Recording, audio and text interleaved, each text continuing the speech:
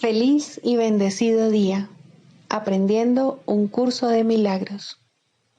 El secreto de la verdadera oración es olvidarte de las cosas que crees necesitar. Pedir algo específico es igual que ver el pecado primero y luego perdonarlo. Del mismo modo, al orar pasas por alto tus necesidades específicas, tal como las ves, y las dejas en manos de Dios. Ahí se convierten en los regalos que le haces, pues le dicen que no antepondrás otros dioses a Él, ni que quieres otro amor que el suyo. Este libro es un comienzo, no un final.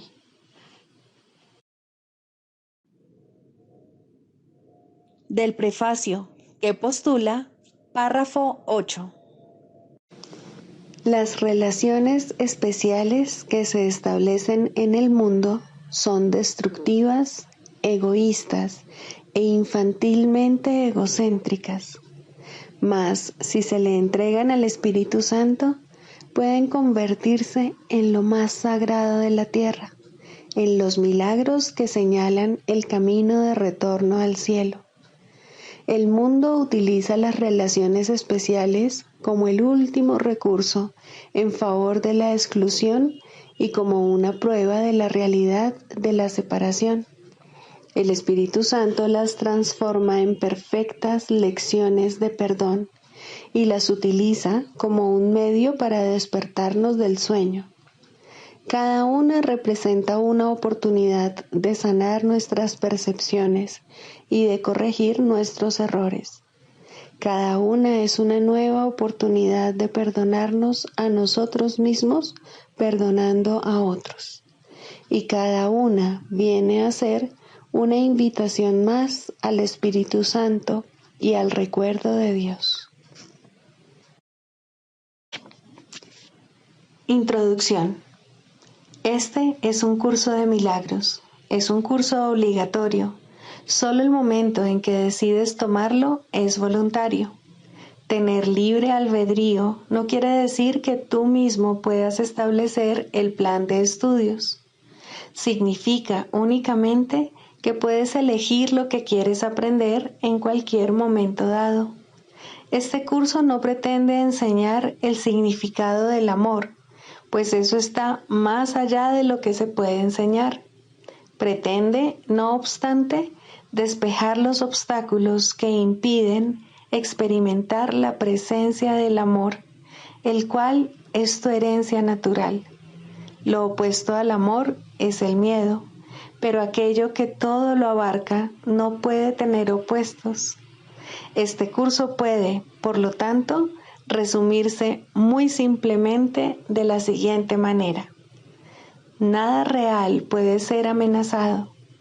Nada irreal existe. En esto radica la paz de Dios. Capítulo 1. El significado de los milagros. Primero, principios de los milagros. Principio 14. Los milagros dan fe de la verdad. Son convincentes porque proceden de la convicción. Sin convicción, degeneran en magia que es insensata y, por lo tanto, destructiva, o más bien el uso no creativo de la mente. Capítulo 2. La separación y la expiación. 6. Miedo y conflicto. Tener miedo parece ser algo involuntario y no estar bajo tu control. Mas he dicho ya que solo los actos constructivos deben ser involuntarios. Mi control puede hacerse cargo de todo lo que no es importante, mientras que, si así lo decides, mi asesoramiento puede dirigir todo lo que sí lo es. Yo no puedo controlar el miedo, pero éste puede ser autocontrolado. Tu miedo me impide darte mi control. La presencia del miedo indica que has elevado pensamientos corporales al nivel de la mente. Eso los pone fuera de mi control y te hace sentir personalmente responsable de ellos, lo cual es una obvia confusión de niveles. Yo no fomento la confusión de niveles. Tú debes, no obstante, elegir corregirla. Tú no justificarías un comportamiento demente por tu parte diciendo que no pudiste evitarlo. ¿Por qué, entonces, condonas pensamientos dementes? Hay una confusión en esto que te convendría examinar detenidamente. Tal vez creas que eres responsable de lo que haces, pero no de lo que piensas. La verdad es que eres responsable de lo que piensas porque es solamente en ese nivel donde puedes ejercer tu poder de decisión. Tus acciones son el resultado de tus pensamientos. No puedes separarte de la verdad otorgándole autonomía al comportamiento.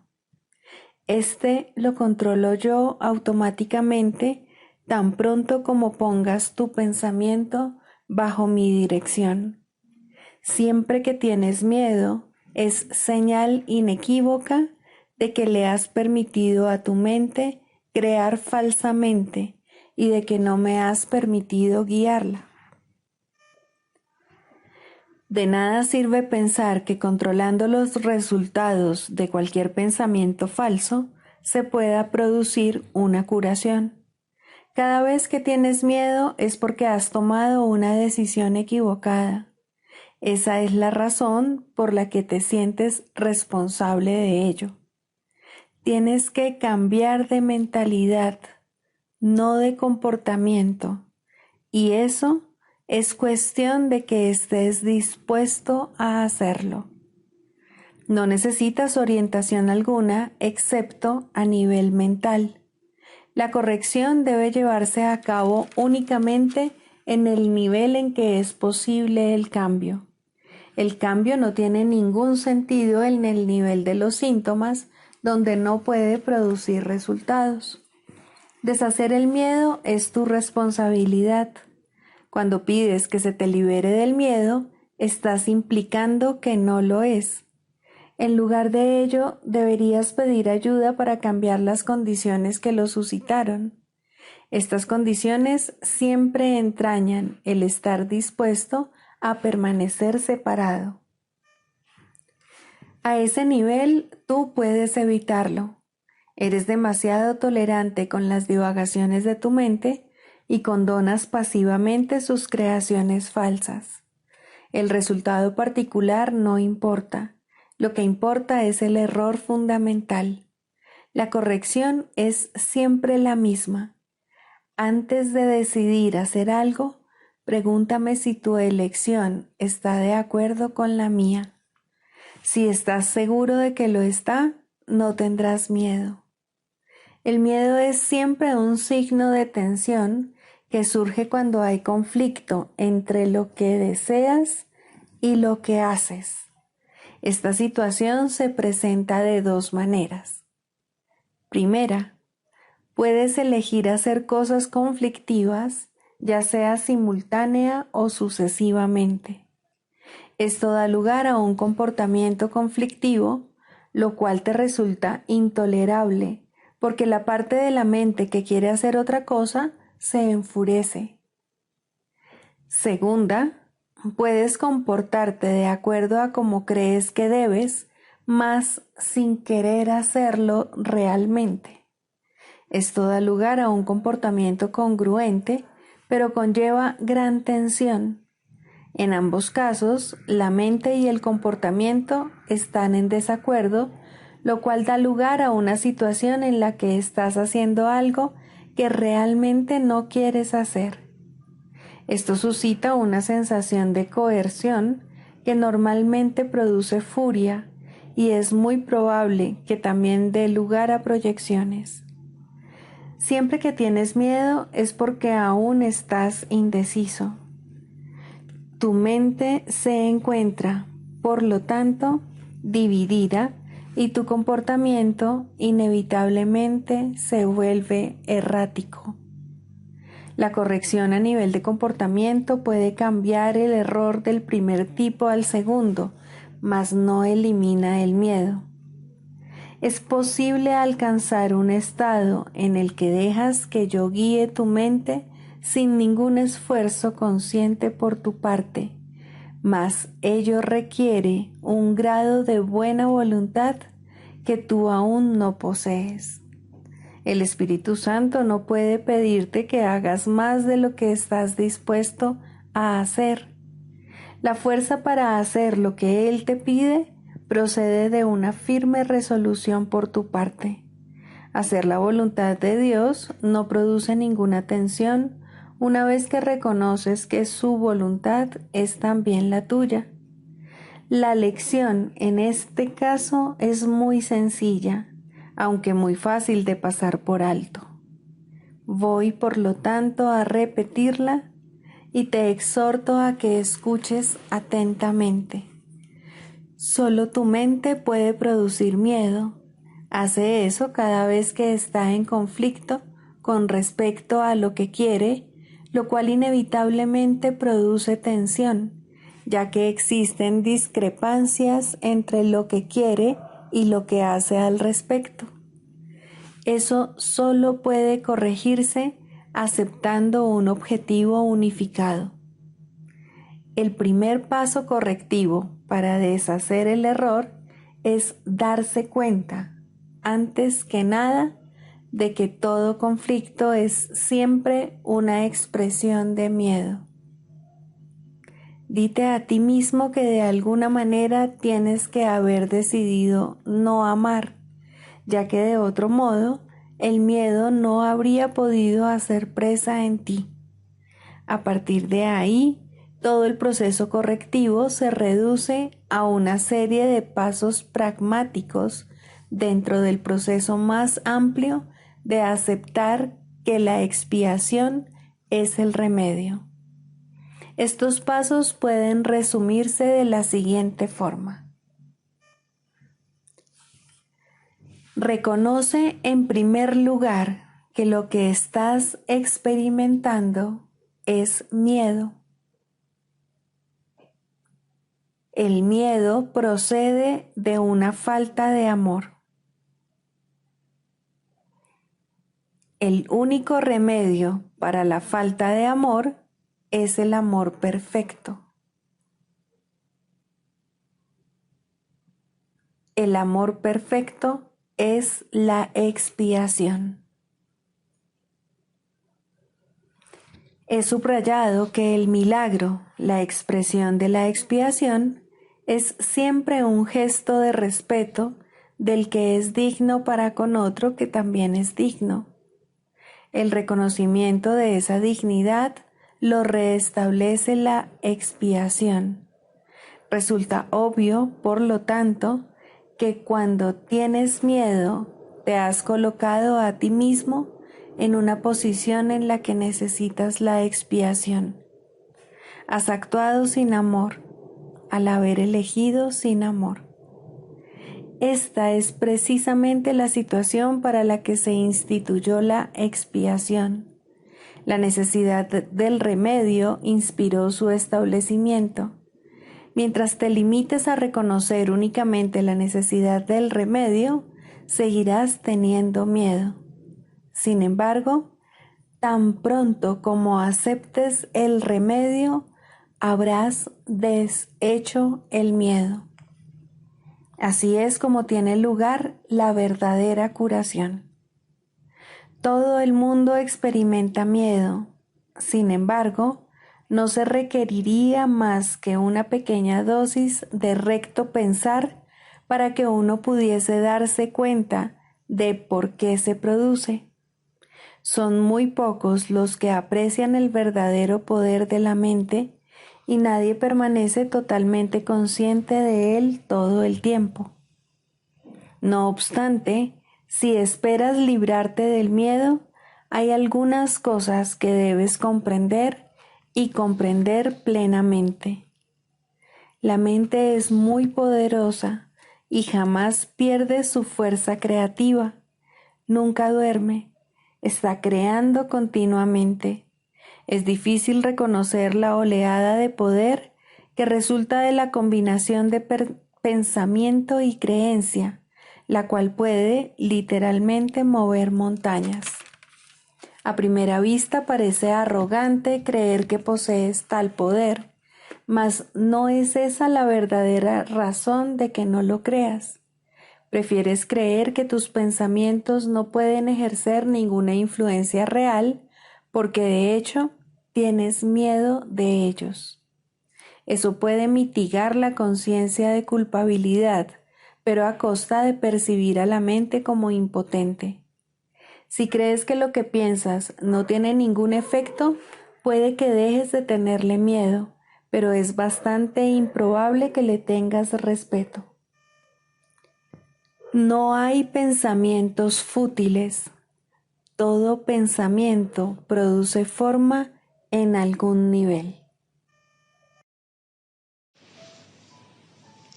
Libro de ejercicios, lección 136.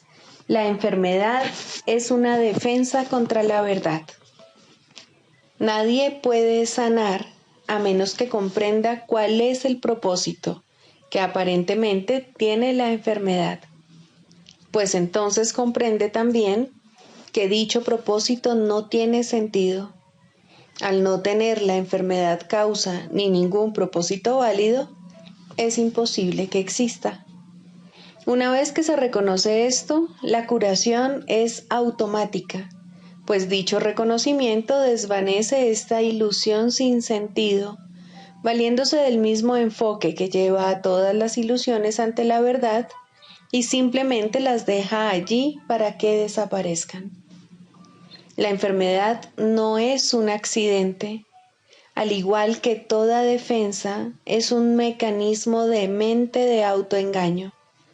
Y al igual que todos los demás mecanismos, su propósito es ocultar la realidad, atacarla, alterarla, incapacitarla, distorsionarla, tergiversarla y reducirla a un insignificante montón de partes desarmadas. La meta de todas las defensas es impedir que la verdad sea íntegra. Las partes se ven entonces como si cada una de ellas fuese un todo en sí misma. Las defensas no son involuntarias ni se forjan inconscientemente. Son como varitas mágicas secretas que utilizas cuando la verdad parece amenazar lo que prefieres creer. Parecen ser algo inconsciente debido únicamente a la rapidez con que decides emplearlas. En ese segundo o fracción de segundo en que decides emplearlas, reconoces exactamente lo que te propones hacer y luego lo das por hecho. ¿Quién, sino tú, decide que existe una amenaza, que es necesario escapar, y erige una serie de defensas para contrarrestar la amenaza que ha juzgado real?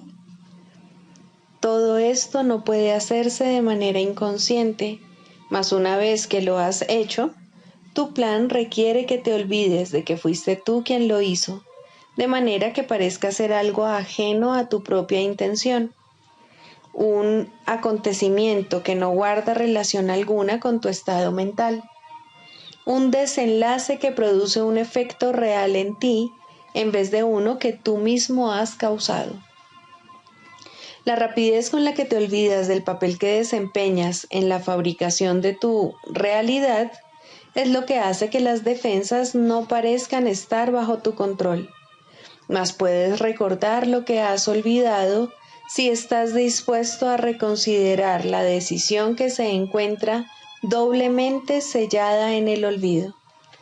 El hecho de que no te acuerdes no es más que la señal de que esa decisión todavía está en vigor, en cuanto que eso es lo que deseas.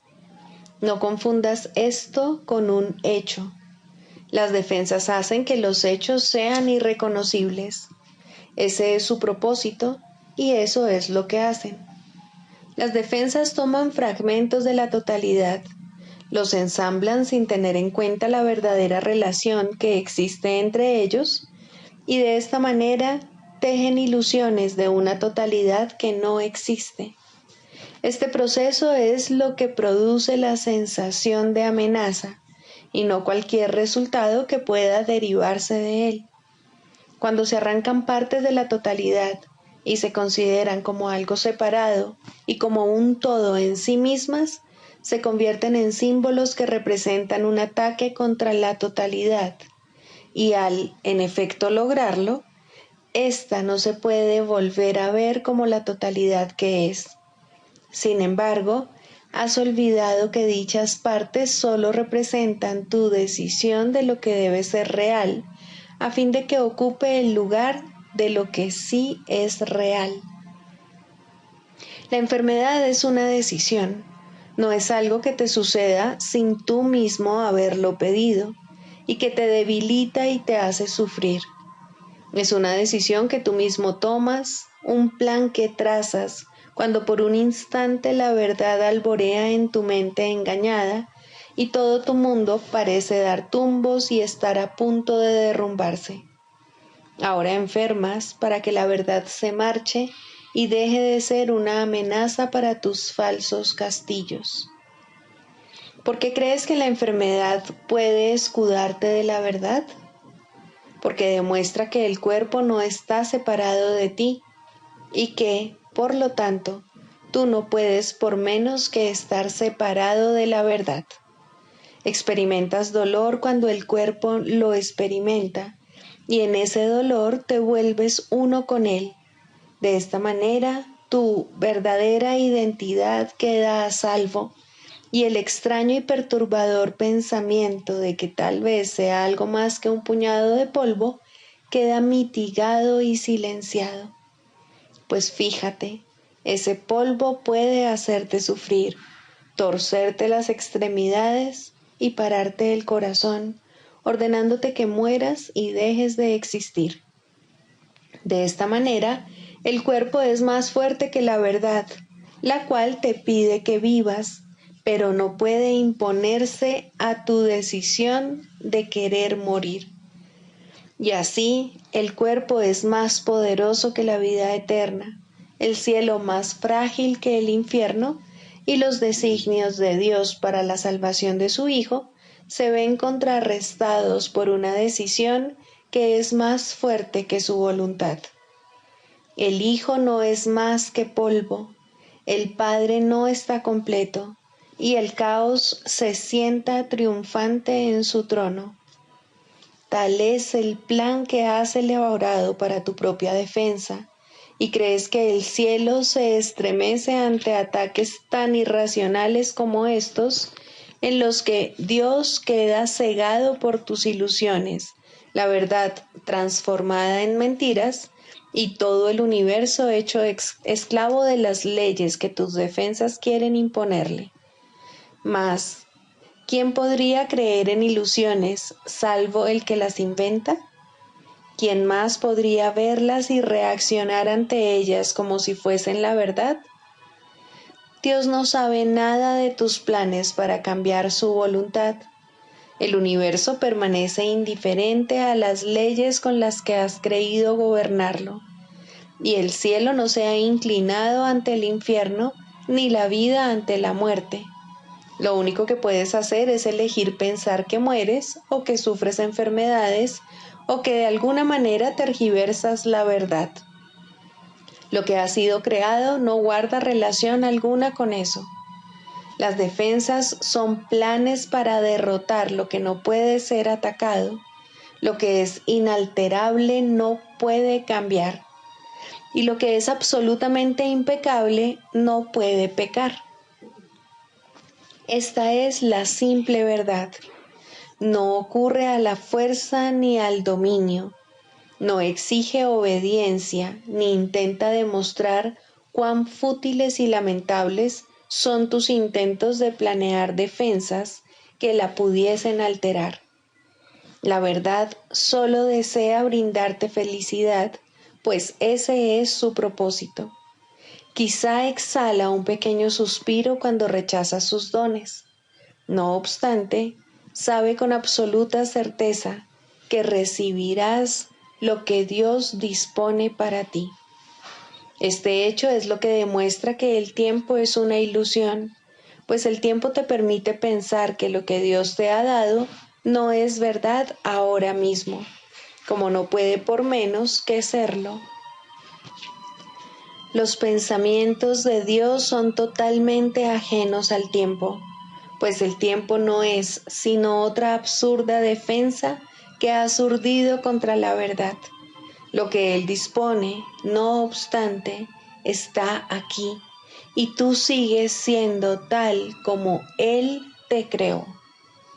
El poder de la verdad es muy superior al de cualquier defensa, pues ninguna ilusión puede permanecer allí donde se le ha dado entrada a la verdad. Y ésta alborea en cualquier mente que esté dispuesta a deponer sus armas y a dejar de jugar con necedades.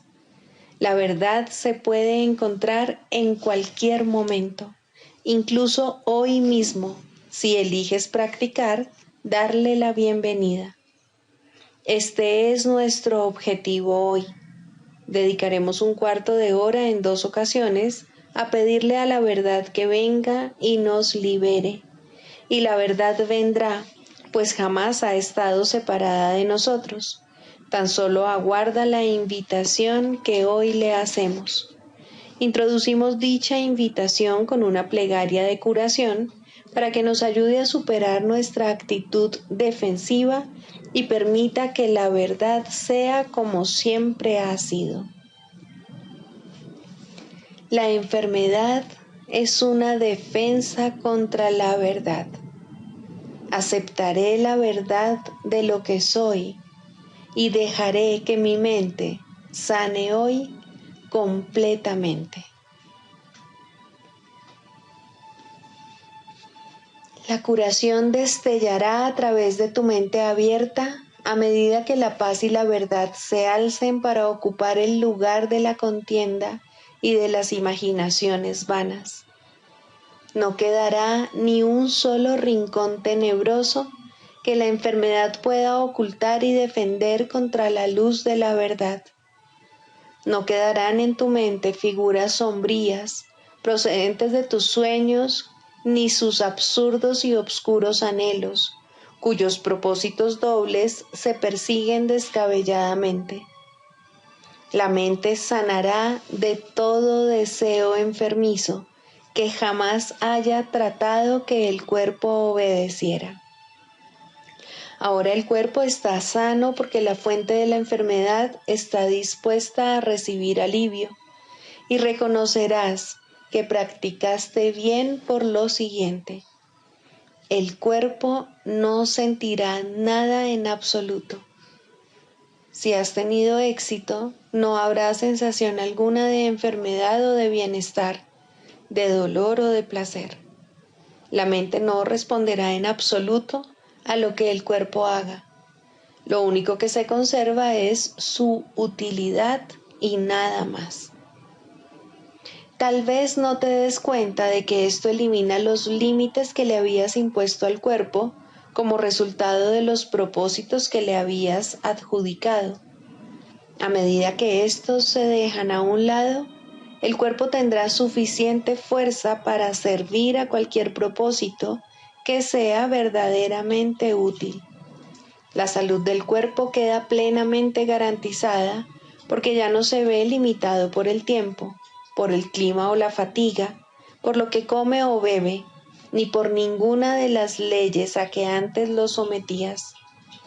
No tienes que hacer nada para que esté bien, pues la enfermedad es ahora imposible. Mas, para conservar esta protección, es preciso que te mantengas extremadamente alerta. Si permites que tu mente abrigue pensamientos de ataque, juzgue o trace planes para contrarrestar cosas que tal vez puedan pasar en el futuro, te habrás vuelto a extraviar y habrás forjado una identidad corporal que atacará al cuerpo, pues en ese caso la mente estará enferma. De ocurrir esto, remédialo de inmediato, no permitiendo que tu actitud defensiva te siga haciendo daño. No te confundas con respecto a lo que necesitas sanar, sino que di para tus adentros: he olvidado lo que realmente soy, pues me confundí a mí mismo con mi cuerpo. La enfermedad es una defensa contra la verdad, mas yo no soy un cuerpo y mi mente es incapaz de atacar. Por lo tanto, no puedo estar enfermo.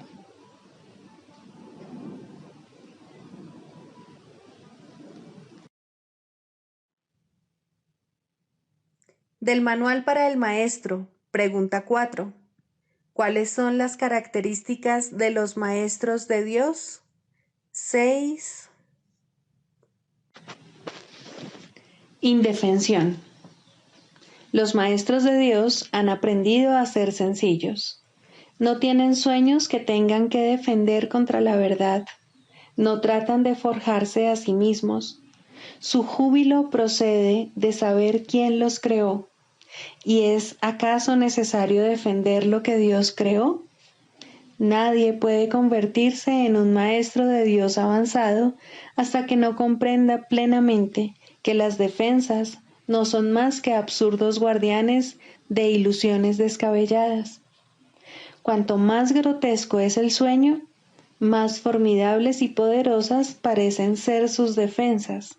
Sin embargo, el Maestro de Dios acepta finalmente mirar más allá de ellas. Se da cuenta de que allí no había nada. Lentamente, al principio, permite que se le desengañe, pero a medida que su confianza aumenta, aprende más rápido. Cuando se abandonan las defensas, no se experimenta peligro. Lo que se experimenta es seguridad. Lo que se experimenta es paz. Lo que se experimenta es dicha. Y lo que se experimenta es Dios.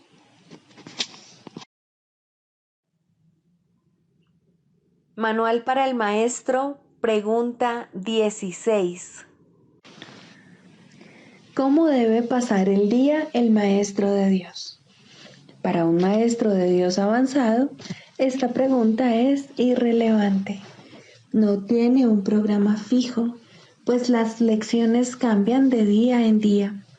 Pero el maestro de Dios está seguro de una sola cosa: las lecciones no cambian al azar. Al darse cuenta de esto y entender que es verdad, el maestro descansa contento. Se le dirá cuál ha de ser su papel hoy, mañana y siempre. Y aquellos que compartan ese papel con él le encontrarán para que juntos puedan aprender las lecciones de ese día. Nadie de quien él tenga necesidad estará ausente.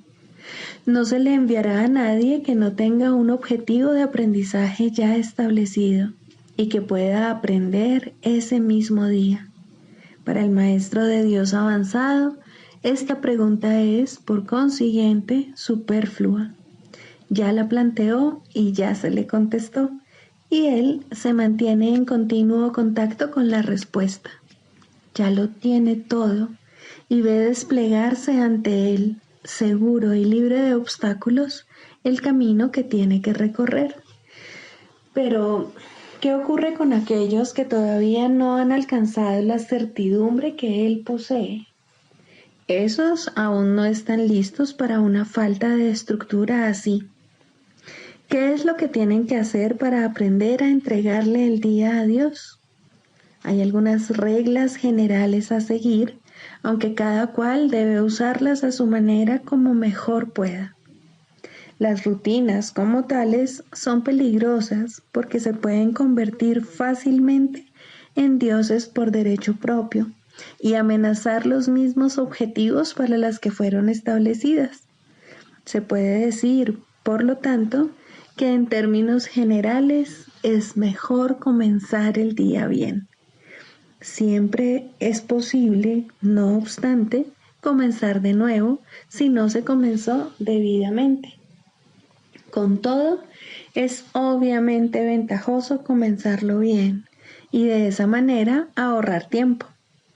En un principio es aconsejable pensar en función del tiempo, aunque este no es de ningún modo el criterio esencial, probablemente es el más fácil de observar al principio. Inicialmente se hace hincapié en ahorrar tiempo, que si bien sigue siendo importante a lo largo de todo el proceso de aprendizaje, se recalcará cada vez menos. De entrada, podemos decir con seguridad que el tiempo que se dedica a comenzar bien el día ciertamente ahorra tiempo. ¿Cuánto tiempo debe emplearse en ello? Eso depende del mismo Maestro de Dios, quien no puede adjudicarse a sí mismo ese título hasta que haya completado el libro de ejercicios, ya que estamos aprendiendo dentro del marco de este curso. Después de haber finalizado las sesiones de práctica más estructuradas contenidas en el libro de ejercicios, la necesidad individual será el factor determinante. Este curso es siempre práctico. Puede ser que el Maestro de Dios no se encuentre en una situación que sea conducente a pasar unos minutos en un estado de quietud, nada más al despertarse. Si ese es el caso, que recuerde tan solo que su elección es pasar un ratito con Dios lo antes posible y que lo haga. La cantidad de tiempo que dedique a ello no es lo más importante. Uno puede fácilmente pasarse 1 hora sentado, inmóvil, con los ojos cerrados y no lograr nada. O bien puede, con igual facilidad, dedicarle a Dios solo un instante y en ese instante unirse a Él completamente. Quizá la única generalización que puede hacerse al respecto es la siguiente. Dedica un rato, lo antes posible, después de despertarte, a estar en silencio. Y continúa durante 1 o 2 minutos más después de que haya comenzado a resultarte difícil.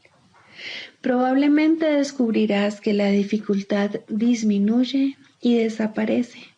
En caso de no ser así, ese es el momento de parar. Por la noche se debe seguir el mismo procedimiento. Tal vez tu periodo de sosiego deba ser temprano en la noche, si no te es posible hacerlo inmediatamente antes de irte a dormir. No debes hacerlo acostado, es mejor estar sentado, en cualquier postura que prefieras. Habiendo completado el libro de ejercicios, seguramente habrás llegado a algunas conclusiones al respecto. Si te es posible, un momento apropiado para dedicárselo a Dios es justo antes de irte a dormir. Esto pone a tu mente en un estado de reposo y te aparta del miedo. Si te resulta más conveniente hacerlo más temprano, asegúrate al menos de no olvidarte pasar un rato, aunque sea solo un momento, en el que cierras los ojos y piensas en Dios. Hay un pensamiento en particular que debe recordarse a lo largo del día. Es un pensamiento de pura dicha, de paz, de liberación ilimitada. Ilimitada porque todas las cosas se liberan dentro de él. Crees que has construido un lugar seguro para ti mismo. Crees que has forjado un poder que te puede salvar de todas las cosas aterradoras que ves en sueños. Pero no es así. Tu seguridad no reside ahí. A lo que renuncias es simplemente a la ilusión de que puedes proteger tus ilusiones. Ese es tu temor y solo ese. Qué insensatez estar atemorizado por nada, nada en absoluto. Tus defensas son inservibles, mas tú no estás en peligro. No tienes ninguna necesidad de ellas. Reconoce esto y desaparecerán. y solo entonces aceptarás tu verdadera protección. Cuán fácil y tranquilamente transcurre el tiempo para el Maestro de Dios que ha aceptado su protección. Todo lo que antes hacía en nombre de su propia seguridad ha dejado de interesarle, puesto que está a salvo y sabe que lo está. Tienen un guía que no le ha de fallar. No es necesario que haga distinciones entre los problemas que percibe, porque aquel a quien acude reconoce que no hay grados de dificultad en su resolución. Está tan a salvo en el presente como lo estaba antes de que su mente aceptase las ilusiones, y como lo estará cuando las haya abandonado. Su estado no cambia con la ocasión o con el lugar, porque todas las ocasiones y todos los lugares son uno para Dios. En esto reside su seguridad. No tiene necesidad de nada más. Con todo, habrá tentaciones a lo largo del camino que al Maestro de Dios aún le queda por recorrer, y tendrá necesidad de recordarse a sí mismo durante el transcurso del día que está protegido. ¿Cómo puede hacer eso? Especialmente en los momentos en que su mente está ocupada con cosas externas. Lo único que puede hacer es intentarlo, y su éxito dependerá de la convicción que tenga de que va a triunfar. Deberá tener absoluta certeza de que su éxito no procede de él, pero que se le dará en cualquier momento, lugar o circunstancia que lo pida. Habrá ocasiones en que su certeza flaqueará, y en el momento en que esto ocurra, el Maestro de Dios volverá a tratar, como antes, de depender únicamente de sí mismo. No olvides que eso es magia, y la magia es un pobre sustituto de la verdadera ayuda. No es suficientemente buena para el Maestro de Dios, porque no es suficientemente buena para el Hijo de Dios. Evitar la magia es evitar la tentación, pues toda tentación no es más que el intento de sustituir la voluntad de Dios por otra. Estos intentos pueden parecer ciertamente aterradores, pero son simplemente patéticos. No pueden tener efectos, ya sean buenos o malos, sanadores o destructivos, tranquilizadores o aterradores, gratificantes o que exijan sacrificio. Cuando el Maestro de Dios reconozca que la magia simplemente no es nada, habrá alcanzado el estado más avanzado.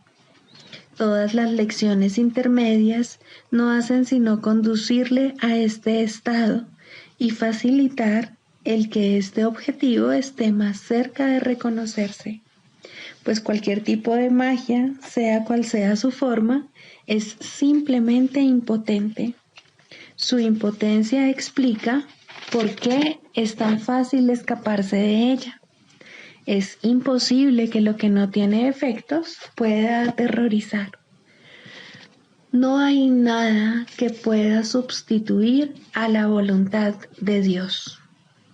Dicho llanamente, a este hecho es al que el Maestro de Dios dedica su día. Cualquier otro sustituto que acepte como real tan solo puede engañarle, mas está a salvo de cualquier engaño si así lo decide. Quizá necesite recordar: Dios está conmigo, no puedo ser engañado. Quizá prefiera usar otras palabras, o solo una, o ninguna. En cualquier caso, debe abandonar toda tentación de aceptar la magia como algo verdadero y reconocer que no solo no es aterradora, ni pecaminosa, ni peligrosa, sino que simplemente no significa nada.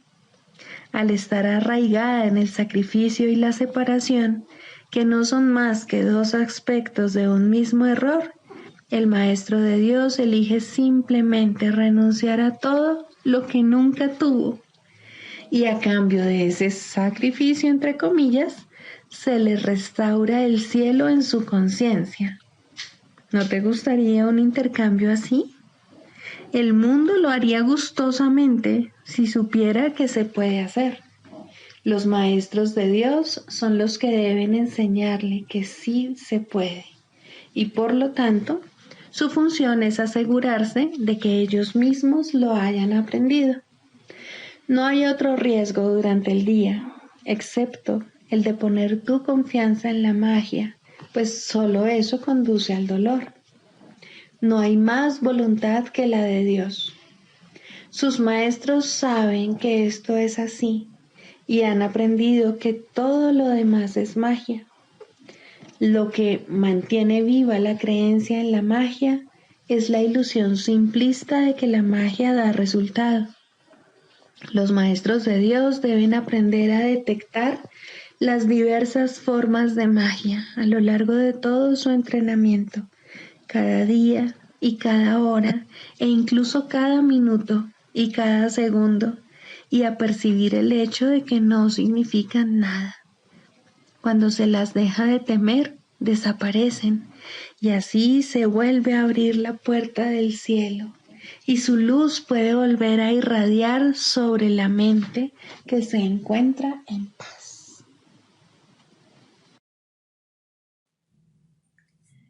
Manual para el maestro. Clarificación de términos. 4. La percepción verdadera, el conocimiento. El mundo que ves no es más que la ilusión de un mundo. Dios no lo creó, pues lo que Él crea tiene que ser tan eterno como Él. En el mundo que ves, no obstante, no hay nada que haya de perdurar para siempre. Algunas cosas durarán en el tiempo algo más que otras, pero llegará el momento en el que a todo lo visible le llegue su fin. Los ojos del cuerpo no son, por lo tanto, el medio a través del cual se puede ver el mundo real, pues las ilusiones que contemplan solo pueden conducir a más ilusiones de la realidad. Y eso es lo que hacen, pues todo lo que los ojos del cuerpo ven no solo no ha de durar, sino que además se presta a que se tengan pensamientos de pecado y culpabilidad.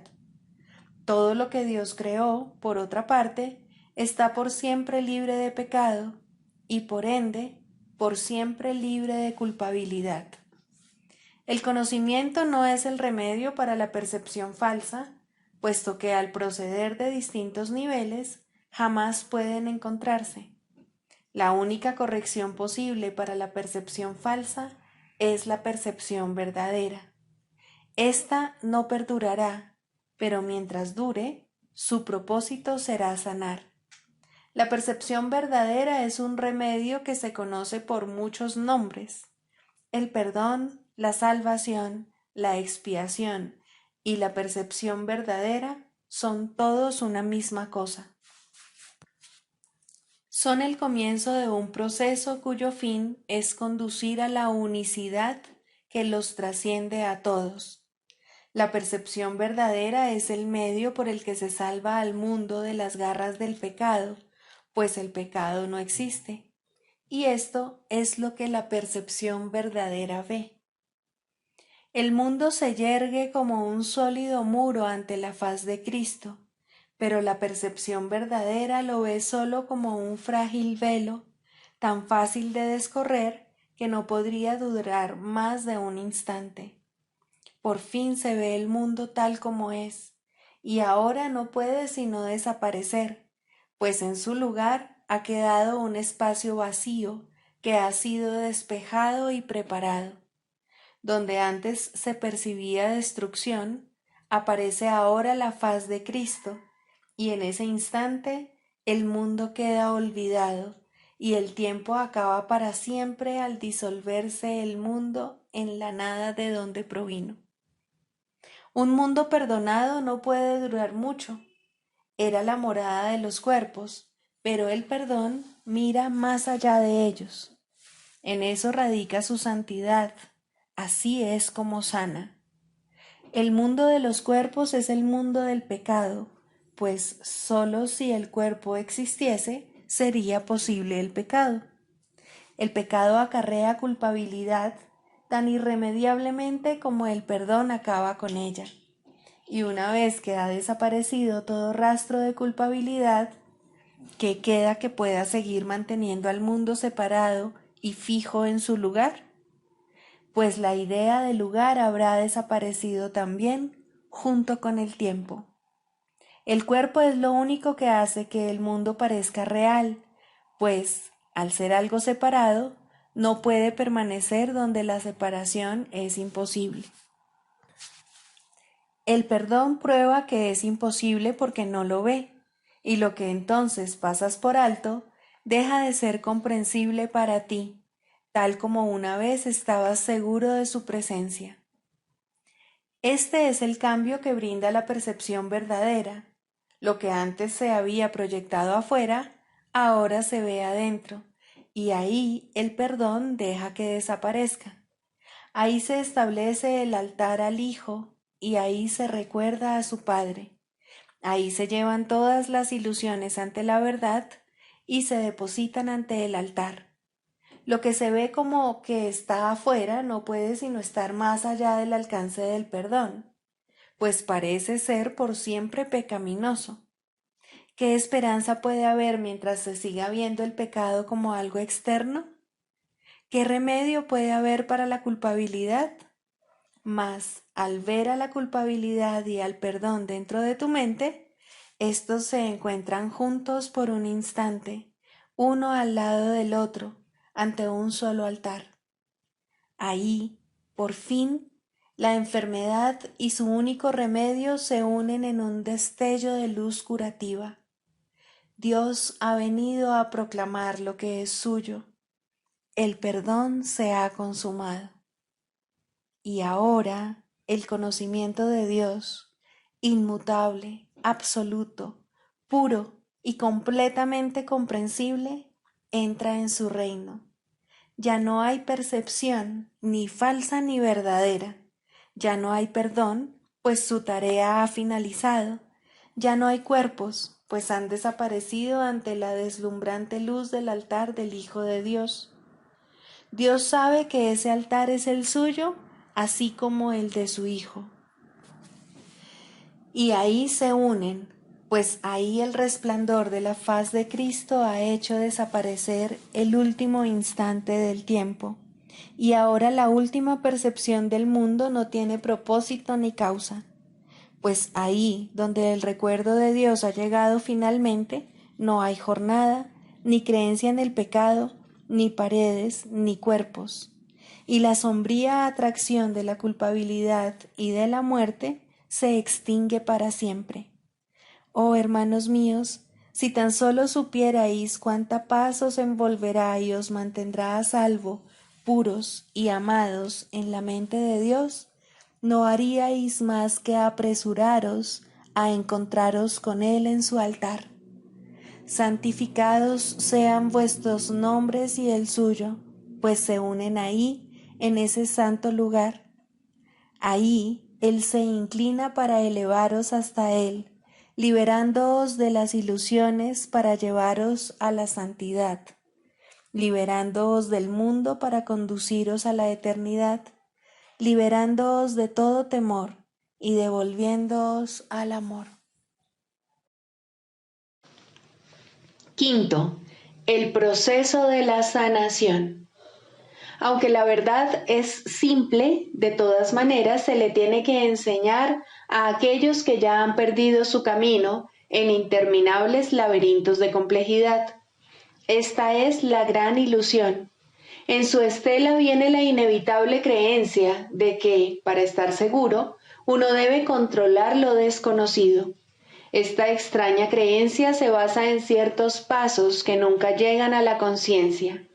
Primero, se introduce a través de la creencia de que hay fuerzas que deben vencerse para poder estar vivo. Y luego, parece como si estas fuerzas pudiesen mantenerse a raya únicamente mediante un inflado sentido del yo, que mantiene en la oscuridad lo que en realidad se siente y busca elevar las ilusiones a la luz.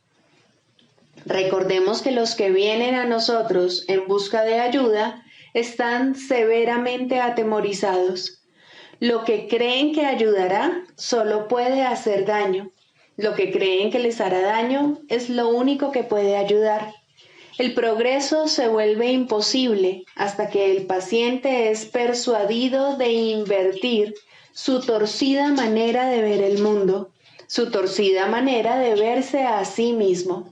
La verdad es simple, pero tiene que enseñarse a aquellos que creen que los pondrá en peligro. Se le tiene que enseñar a aquellos que atacarán por sentirse amenazados y a aquellos que necesitan la lección de la indefensión por encima de todo, para que ésta les demuestre lo que es la fortaleza. Si este mundo fuera ideal, tal vez podría existir una terapia ideal, y aún así sería inútil en un estado ideal. Hablamos de enseñanza ideal en un mundo en el cual el maestro perfecto no podría permanecer por mucho tiempo.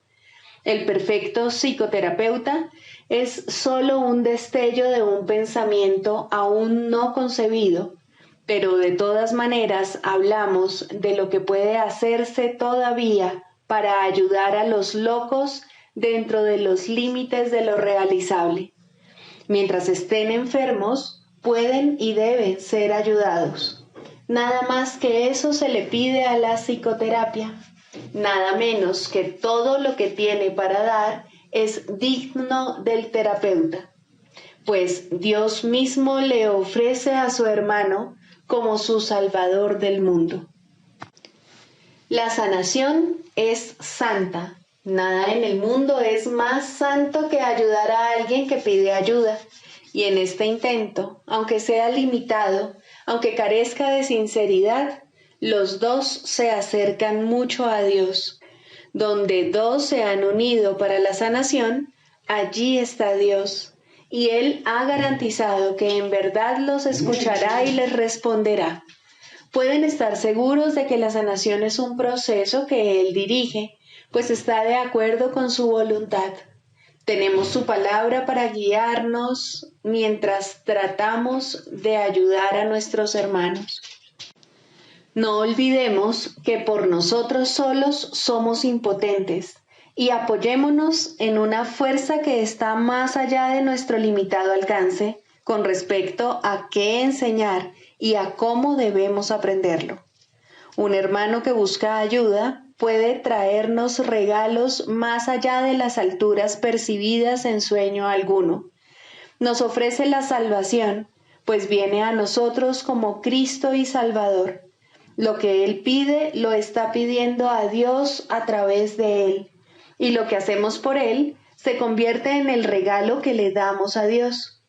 El sagrado pedido de ayuda del Hijo de Dios en su percibido infortunio, su Padre no puede sino contestarlo, pero Él necesita una voz a través de la cual hablar su sagrada palabra, una mano con la cual pueda alcanzar a su Hijo y tocar su corazón.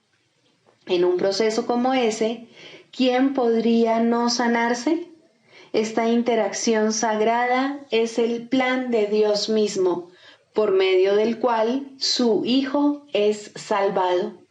Pues dos se han unido, y ahora las promesas de Dios son cumplidas por Él. Los límites impuestos tanto por el paciente como por el terapeuta no contarán para nada, pues la sanación ha comenzado. Lo que ellos tienen que comenzar, su Padre lo completará, pues Él jamás ha pedido otra cosa que la más pequeña buena voluntad, el menor avance, el más diminuto susurro de su nombre. Pedir ayuda en la forma que sea no es otra cosa que llamarlo, y Él enviará su respuesta a través del terapeuta que mejor pueda servir a su hijo en todas sus actuales necesidades. Tal vez la respuesta no parezca ser un regalo del cielo, puede incluso parecer un empeoramiento y no una ayuda. Aún así, que no seamos nosotros quienes juzguemos el resultado. En alguna parte, todos los regalos de Dios tienen que ser recibidos. En el tiempo, ningún esfuerzo puede hacerse en vano. No es nuestra perfección lo que se pide en nuestros intentos de sanar. Ya estamos engañados si creemos que hay necesidad de sanación. Y la verdad nos llegará solo a través de alguien que parece compartir nuestro sueño de enfermedad. Ayudémoslo a perdonarse por todas las ofensas por las cuales se condenaría sin causa. Su sanación es la nuestra, y según vemos que su impecabilidad llega brillando a través del velo de la culpa que cubre al Hijo de Dios, contemplaremos en él el rostro de Cristo y comprenderemos que no es sino el nuestro. Permanezcamos en silencio ante la voluntad de Dios y hagamos lo que ésta ha elegido que hagamos. Hay solo una manera mediante la cual llegamos a donde se iniciaron todos los sueños, y es allí donde los depositaremos para marcharnos en paz para siempre. Escucha a un hermano pedir ayuda y respóndele. Será a Dios a quien respondas, pues lo llamaste. No hay otra manera de escuchar su voz. No hay otra manera de buscar a su Hijo. No hay otra manera de encontrar tu propio ser. Santa es la sanación, pues el Hijo de Dios regresa al cielo a través de su benévolo abrazo. Pues la sanación le dice, en la voz que habla por Dios, que todos sus pecados le han sido perdonados.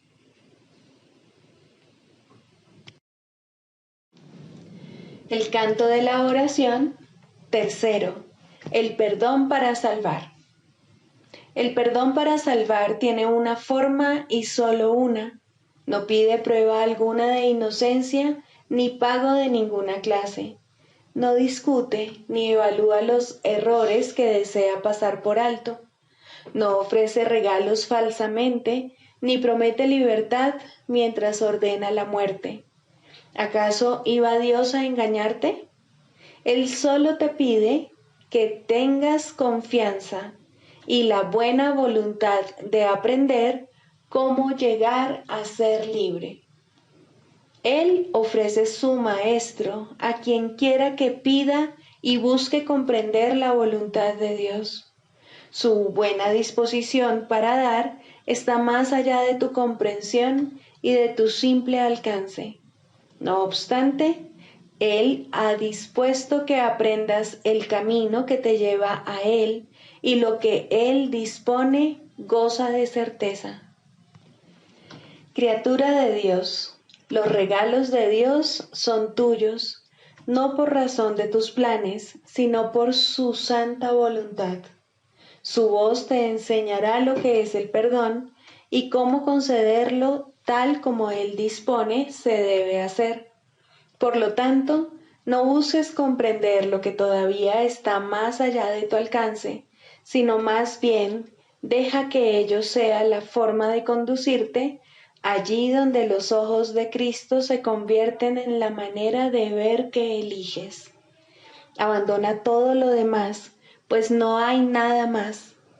Cuando alguien te pida ayuda, de la clase que sea, Él es quien contestará por ti. Solo tienes que hacerte a un lado y no interferir. El perdón para salvar es su tarea y es Él quien responderá por ti. No determines la forma que debe adoptar el perdón de Cristo. Él sabe la manera de convertir cada llamada en una ayuda para ti, conforme te apresuras a llegar, por fin, a casa de tu Padre. Ahora Él puede hacer que tu paso sea firme y tus palabras sinceras, no con tu propia sinceridad, sino con la suya.